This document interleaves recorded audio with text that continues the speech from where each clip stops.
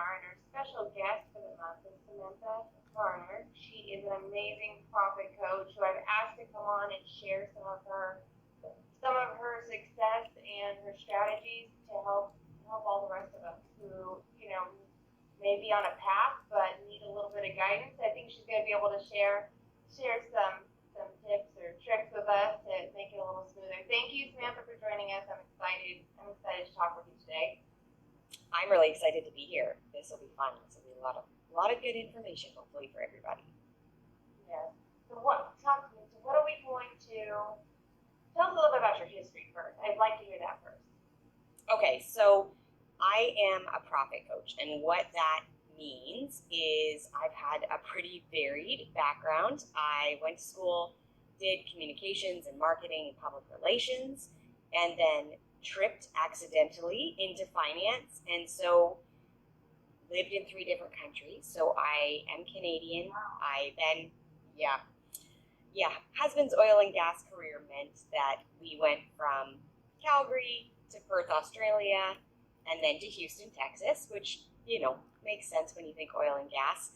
But Right. as a result, I kept requalifying in countries to do the same thing that I was doing in Canada, which was financial planning and estate planning and that sort of development for business owners at the end of my career anyway.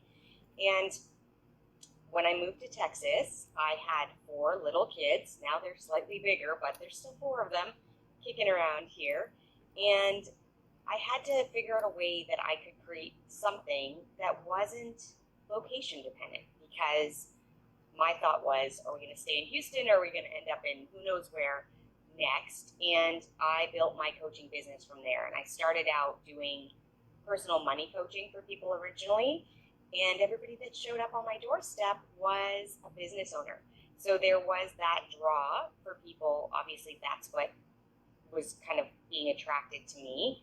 And I realized that we could manage the grocery budget or the latte budget or whatever that might look like, or I could just teach you how to make more money and solve the budgeting at home problem.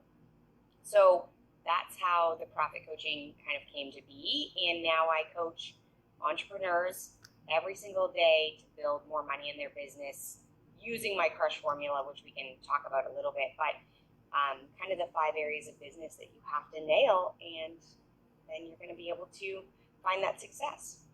I love it. I love your story. And you were drawn to the business owners and the absolutely. Right? Being able to work from anywhere, of course, with the virtual assistant agency, that's our whole industry. So I can relate, and I love it. I'm excited. Thank you for sharing some of that with us. So what are you going to tell us today? What do we get? Well, we are going to talk a little bit about grit and how to grow it, and how critical grit and tenacity is as a business owner. And then we're going to talk a little bit about sales and just really diving into, is everybody doing exactly what they need to be doing to generate the results that they're looking for from a financial perspective? Because otherwise we have a hobby, which hobbies are fun, but if we're in business, then we want to be making money and making a difference to the bottom line of not only the business, but of course our personal lives as well, because that's why we're all working so hard. So Yes. Okay. So grit and how to grow it. What does that look like? well, it really looks like I think grit is the absolute pinnacle of whether or not you're going to be successful in business. And the way I talk to my clients about that all the time is you have to be all in until it works, as opposed to all in until it gets hard, or until Tuesday and then I want to go back and do something else easier. It is that kind of slight insanity that entrepreneurs have, and that persistence. It's kind of a mix of those that allows us to just persevere despite the fact that some days it's hard to be an entrepreneur. Some days it's hard to be a business owner, but you need to just dig your heels in and keep doing the things and getting yourself the support and the help you can, whether it's through administrative help that you guys provide so well, or whether it's coaching, or whether it's just like-minded individuals that you surround yourself with, all of that leads into your grit and being able to just stick it out until it works. And I mean, you can tell me, but I mean, we also need to have a specialist in the area, right? Like for the financial side, for the admin side, we're doing what we do, but we need to have somebody who does the other areas of the business so that it can continue to run smoothly and efficiently. Absolutely, yeah. Learning how to delegate and how to really create a business that is you doing your expertise without trying to do all of the pieces. And of course, when we all start, we start doing all of the things because we have no money and we're kind of piecemealing it together. But there comes a point where your growth is inhibited by your still doing all of the things, right? So that outsourcing and that delegation and that creating your level of expertise and then bringing in the experts becomes really critical. There's only so much time in a day. So then there comes in your area where it's like, okay, financially, how do we do that? Mm-hmm.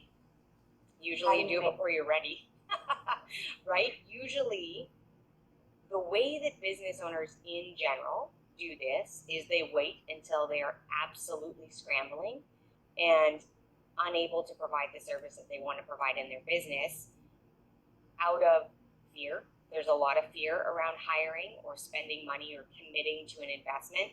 And what ends up happening when we put ourselves in that position is that we make quick hiring decisions without a lot of thought as to who we're looking for and what problem are they solving, and am I capable of training in the methodology that I want to have in my company, right? So a lot of times I talk to clients and it's, you actually are looking at it when you're like 2/3 capacity. That's when you start to look for how do you expand and get more help and just broaden that from whatever. There's 50 different ways you can do it, but that's when you want to be thinking about it, not when you're realizing you're working 18-hour days and you're dying. Right.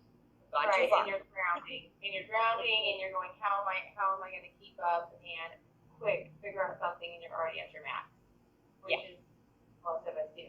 Right? Yes, that is absolutely what most people do. And then when they come to me and we have this conversation, they're, oh, that makes a lot of sense. But then it's the fear of the investment, right? The fear of spending the money and just really learning that extra capacity, if done properly, creates more revenue room, right? But you need to have that room to create additional revenue.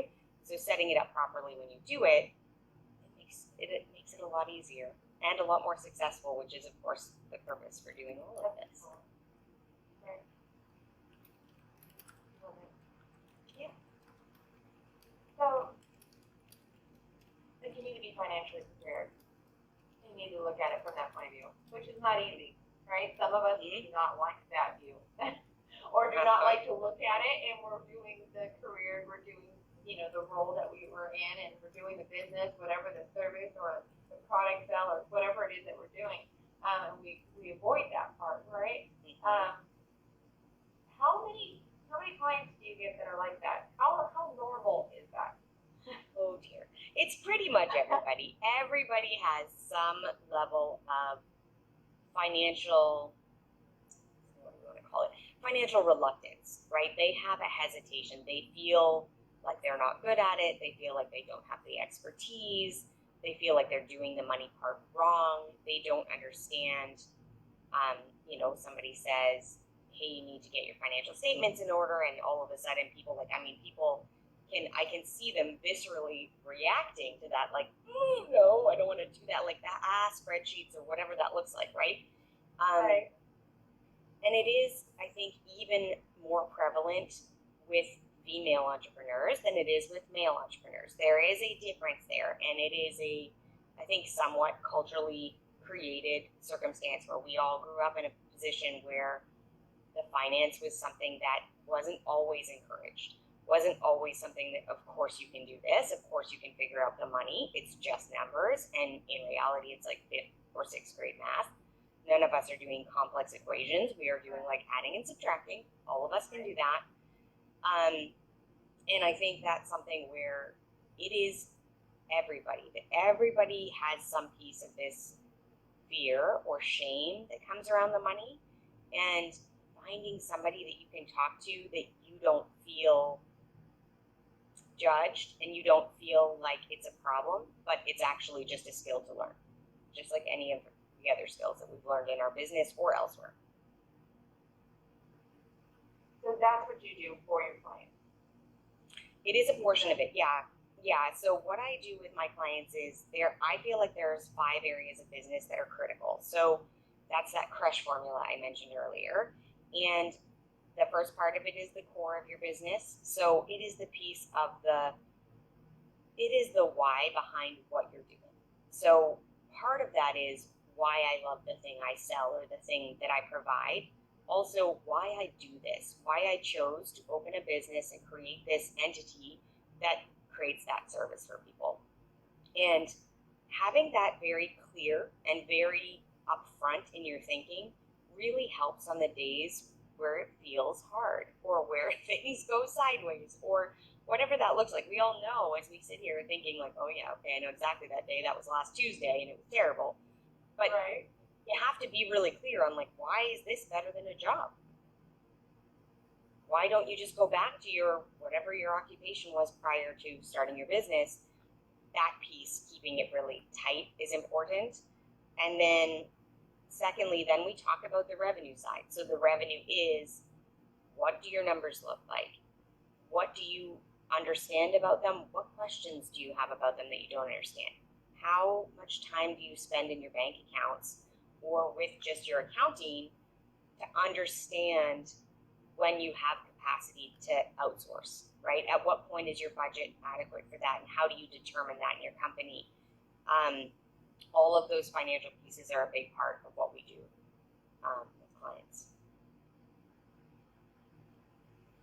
And then there's that's a couple more things. That's where it gets fun, right? That's where the fun starts. It's where the fun starts because it starts to be something that you can control, right? Something you can manage, something that you can build upon. Most entrepreneurs start out and they are just doing a thing that they love, whatever that is, or solving a problem that they've come across themselves. Those are kind of the 2 reasons we get started. And so many people, who are some good examples of clients. I have a client right now who's a lawyer and of course is incredibly intelligent when it comes to the law and servicing their clientele. But what doesn't get taught in law school is how to run a business. And yet, most lawyers are in some level of practice that they are responsible for all of the back end piece of a business. And yet there's nothing. There's nothing in law school. There was nothing in med school when it comes to anybody kind of in the medical field. It just doesn't exist. They have to seek it out additionally to their training. And I think that's the same for most of us.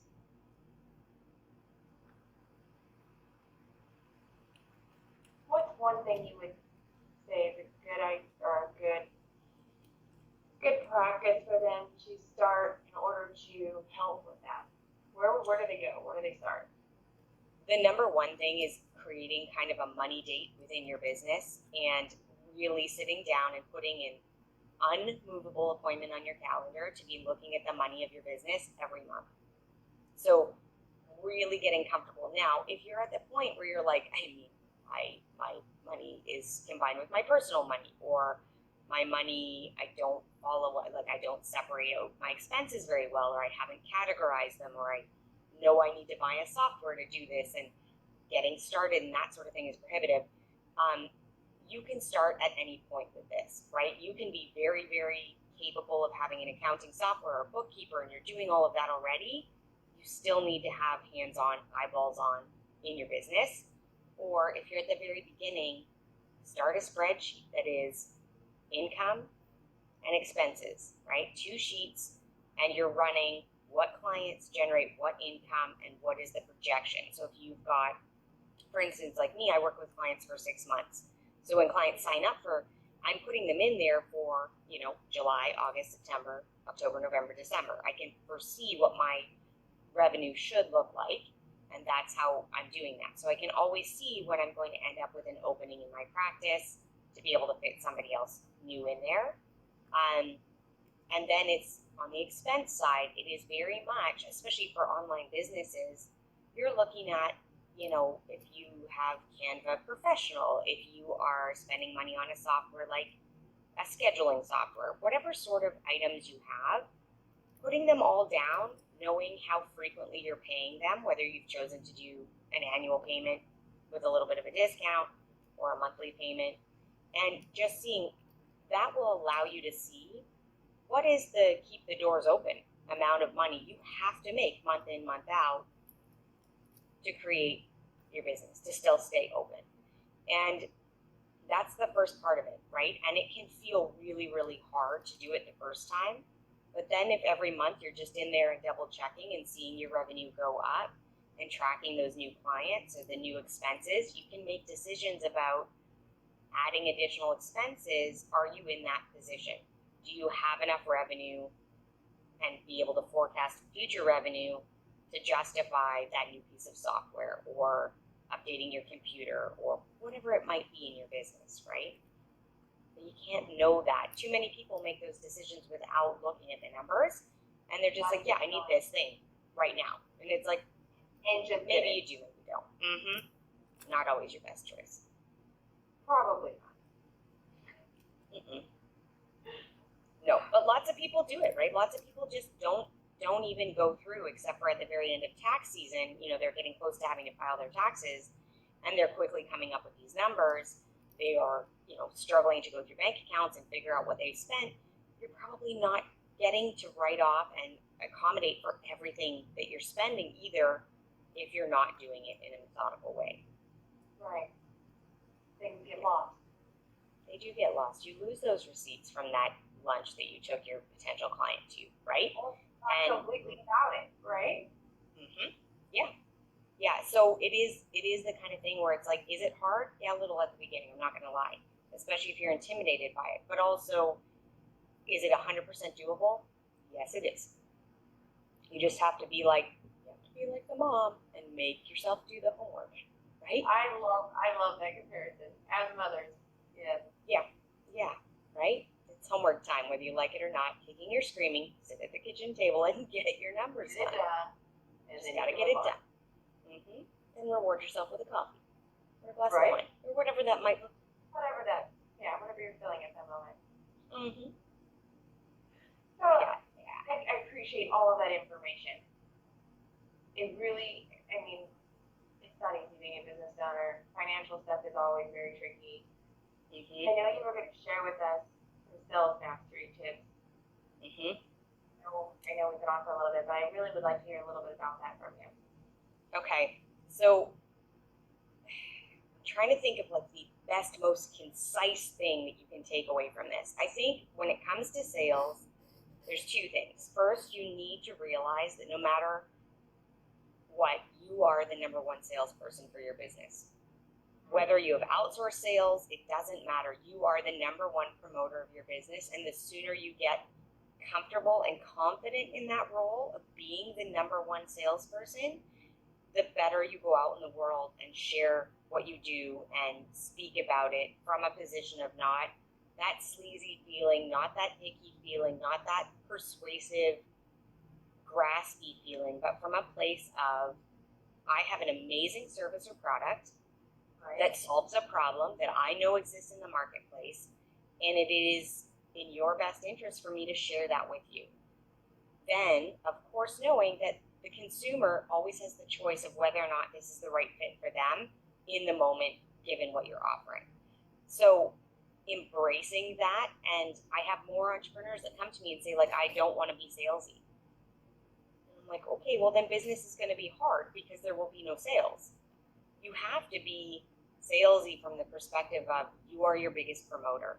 So working on that level of confidence and belief in yourself and learning how to speak about your product in a way, or your service in a way that you feel really, really good about, will change your business, will change the face of your business so much, more than anything else, to be quite honest.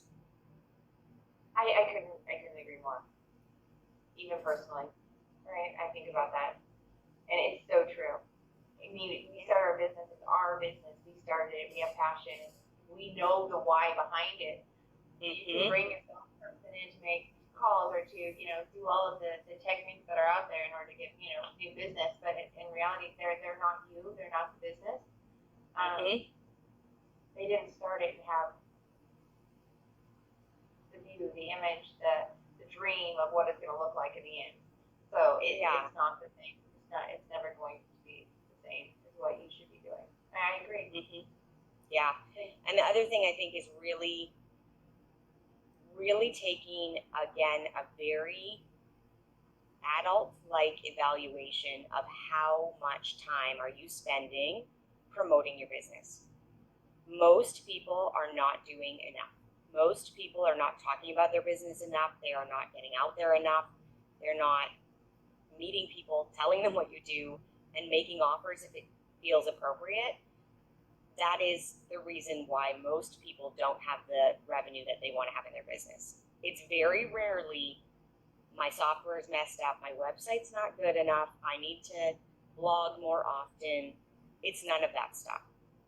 Those are all those delay tactics we use to keep us from doing the hard thing, which is talking to human beings about what we do.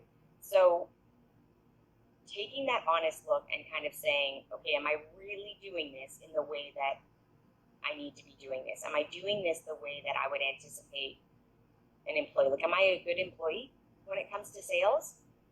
Am I hitting my revenue numbers? Am I going after my goals? Am I working right till the end of the month to hit that goal every month? If you're not, it's time to ask for help, because your business isn't going to grow if you can't get yourself to that level. So hiring somebody that is going to coach you or teach you, or surrounding yourself with people that are higher than you, farther along in their path in business, and then like a sponge absorbing what they say and then actioning it is absolutely critical. So that's the number one thing, is like you have to be both the boss and the best employee when it comes to sales. And if you're not doing that, get help, because it's an easy fix. When I have clients come to me and they tell me what they're doing and I tell them what they need to be doing, then it's just a decision. It's just a decision about, are you willing to do the thing that is going to create the results for the life you're trying to build? The work. Are you willing to do the work for your business? You want it, right? Yeah. So it's that. It's being the boss. It always comes down to being the boss, and that's hard. I'm not going to sugarcoat it, right? We all have days where we find it difficult, or you just don't want to do the thing, right? But being the CEO of your own business means the buck stops with you and you have to do it. True. Thank you. Thank you so much, Samantha, for jumping on and sharing with us. I always enjoy talking with you. You have so much information to share, and I'm just so thankful you were able to get on today with me. I know you're super busy, but getting on and sharing with the world of what are some of these things that you do and that you do to help your clients, right? And for everyone who's watching right now, like, reach out to Samantha if you're looking for someone just versus some support, right? The process knows the process. She has action items, and I love it. Yeah. Well, and the other thing I would say is, if anybody is on here listening and kind of wants a little bit more help, but isn't necessarily sure that they want to hire a coach and get all into it, then go listen to my podcast. It's a free resource. She Needs Grit. It gives you a lot. There's a lot of episodes in there that are going to help you with whatever piece of your business is a bit of a struggle right now, but I recommend you start there. And then if not, come chat with me. Come have a consult, and let's talk about clarifying what actions you need to do in your business, because I can help with it. What's the best way? I mean, thank you for sharing that, because that's what I was going to ask. What's the best way to contact you if someone's wanting to reach out?